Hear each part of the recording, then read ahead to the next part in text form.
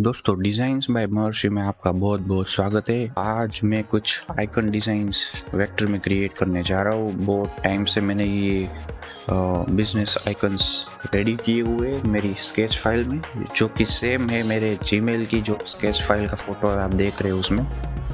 तो दोस्तों ये जो स्केचेस है वो मैं वेक्टर में क्रिएट करने जा रहा हूँ। ये कुछ आइकन्स है जो कि यूज़फुल हो सकते हैं किसी भी बिजनेस के लिए और इन फ्यूचर जो भी मैं प्रोजेक्ट करूँ उसके लिए भी। तो ये कुछ स्केचेस है जो मैं आज वेक्टर में कन्वर्ट करने जा रहा हूँ। तो चलिए दोस्तों, आज स्केच टू वेक्टर का एक प्रोजेक्ट करते हैं जिसमें आप मेरी इस फाइल में देख रहे हैं कि ये जो स्केच है वो इतने परफेक्ट नहीं है, ये जस्ट पेंसिल से किए हुए स्केचेस है। तो मैं इसको परफेक्ट बना दूंगा वेक्टर में, और पूरा जो प्रोसेस है मैं आपको इस वीडियो में दिखाऊंगा। तो चलिए दोस्तों, आज हम ये स्केच आइकन को वेक्टर में कन्वर्ट करते हैं।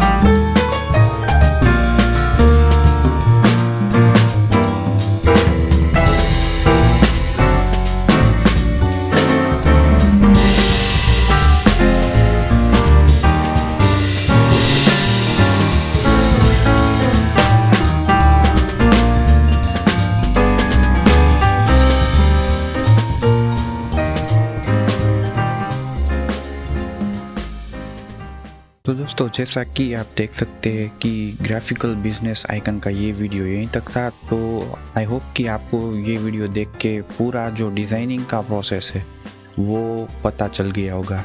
ये वीडियो मैंने थोड़ा टाइम लिप्स में बनाया हुआ है, क्योंकि देखो दोस्तों, ये जो पूरे आइकन्स बनाने में ना 2 से 3 दिन लगते हैं। तो अगर उतना लंबा वीडियो अगर बनाएंगे या फिर 4-5 घंटे का भी अगर बनाएंगे तो बहुत लंबा हो जाएगा। बड़ा जो वीडियो होता है उसको शॉर्ट करके मैंने बनाया हुआ है।